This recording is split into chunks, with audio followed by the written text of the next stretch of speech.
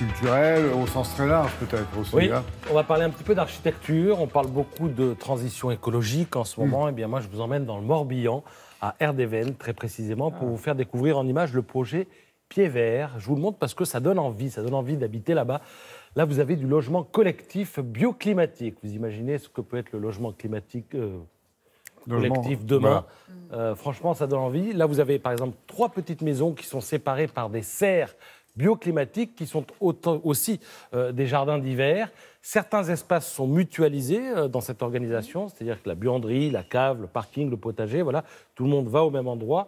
D'une manière générale, en marge de ce projet, vous avez les plus beaux hôtels, les plus beaux sièges sociaux, les plus beaux intérieurs qui sont réunis dans ce magazine New Design d'architecture et d'aménagement. Et si je vous en parle, c'est parce qu'il y a ce mois-ci une nouveauté, une innovation très intéressante.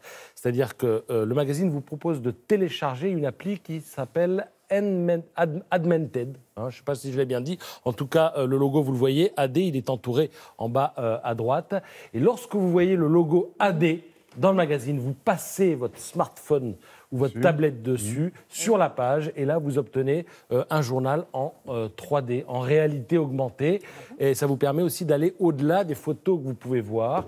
Vous allez découvrir tous les recoins, tous les détails d'un hôtel, d'un siège social ou d'un bâtiment quelconque. Voilà, c'est une innovation qui méritait d'être signalée. C'est dans le magazine NDA. C'est rigolo d'avoir une page et puis de pouvoir rentrer dedans, en fait, et pénétrer dans un autre univers. Exactement ça. Ouais, sympa.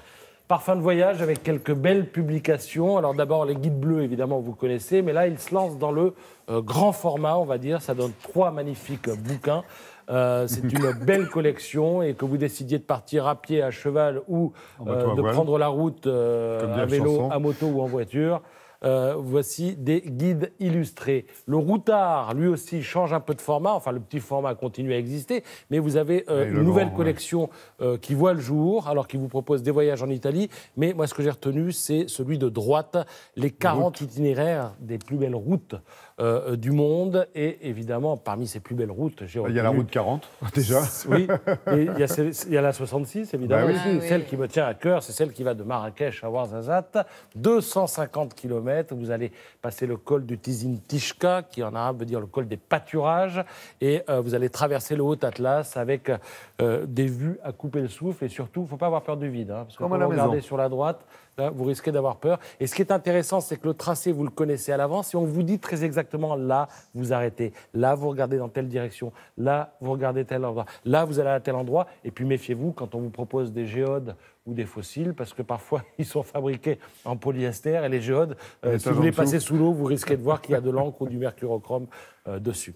Je termine toujours dans la catégorie tourisme avec le petit futé, parce que c'est quand même très bien fait, et cet automne, c'est consacré à l'Ouzbékistan. Si on a le temps, je vous dis 2 mots des partitions de Bach, de Mozart, ou de Bizet, Mozart, notamment Don Giovanni. Ces partitions sont regroupées dans un livre que publie la Bibliothèque nationale de France. Et ce qui est intéressant, quand on lit le papier du Figaro ce matin, c'est qu'on s'aperçoit que quand on regarde la partition de Don Giovanni, par exemple, qui fait quand même 500 pages, on comprend comment Mozart travaillait. C'est-à-dire que d'abord, il écrivait la ligne de chant. Ensuite, les quatuors à cordes, etc., etc. Il terminait par ce qu'on appelle la petite harmonie. Voilà. Tout ça est raconté dans le Figaro ce matin.